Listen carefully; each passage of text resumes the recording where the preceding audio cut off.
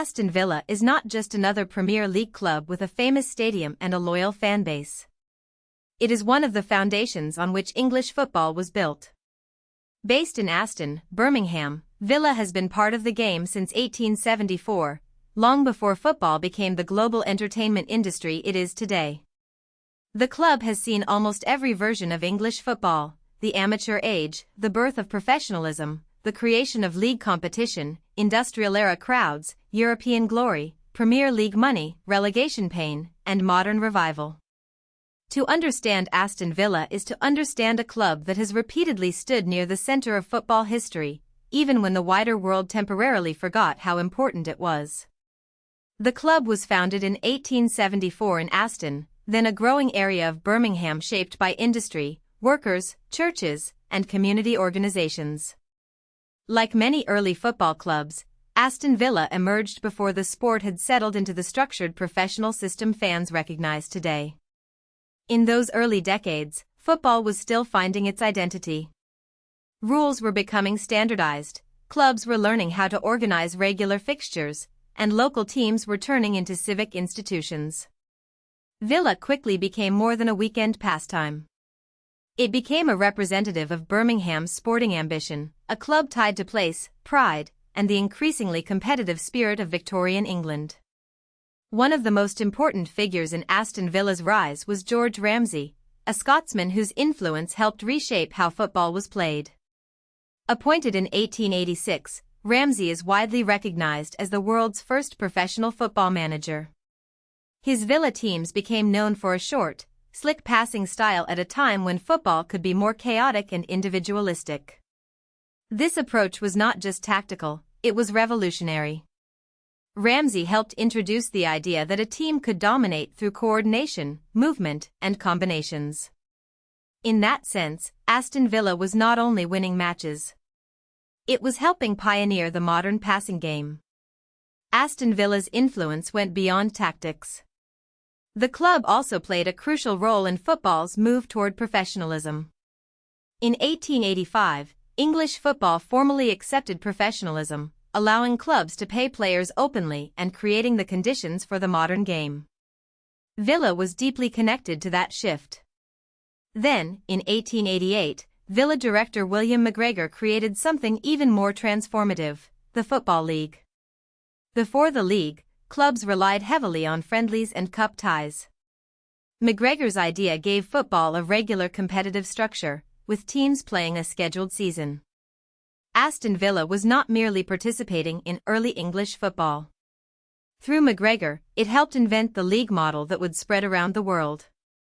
By the 1890s, Aston Villa had become the dominant power in England. Under George Ramsay, the club won 6 league championships and 6 FA Cups, creating a trophy haul that made Villa the most successful club in the country for generations. This was the first great Villa era, and it built the club's historical weight. Villa was feared, admired, and closely associated with excellence.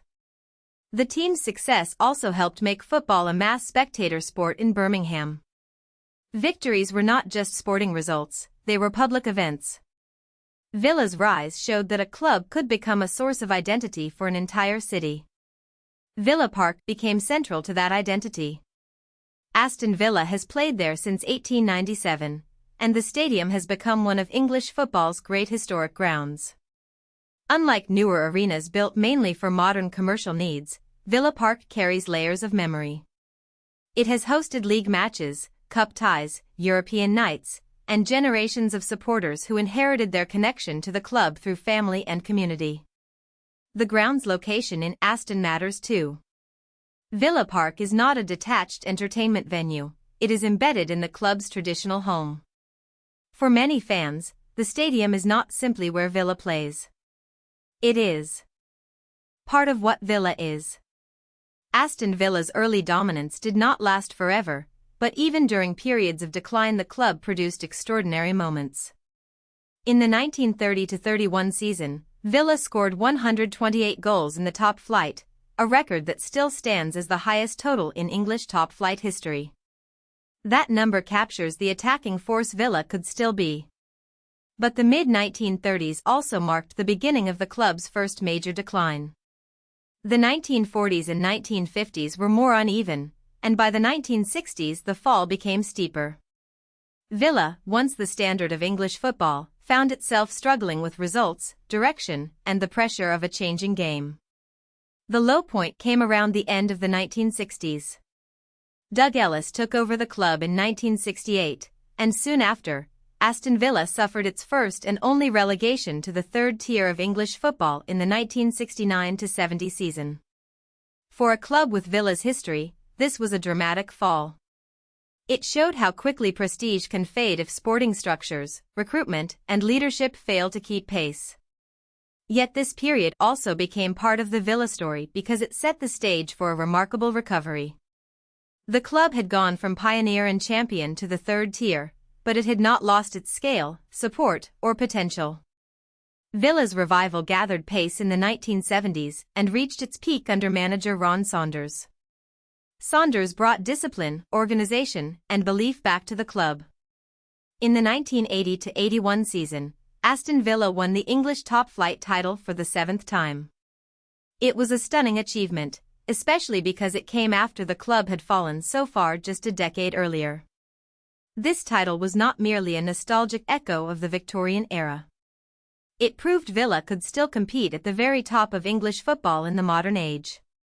The club had restored its elite status through planning, resilience, and a powerful team identity. The league title led to Aston Villa's most famous European triumph. In the 1981-82 season, Villa became only the fourth English club to win the European Cup, defeating Bayern Munich in the final. That victory remains one of the defining achievements in the club's history. It placed Villa among Europe's champions and gave supporters a night that still shapes the club's imagination. The following European Super Cup success in 1982 added another continental honor.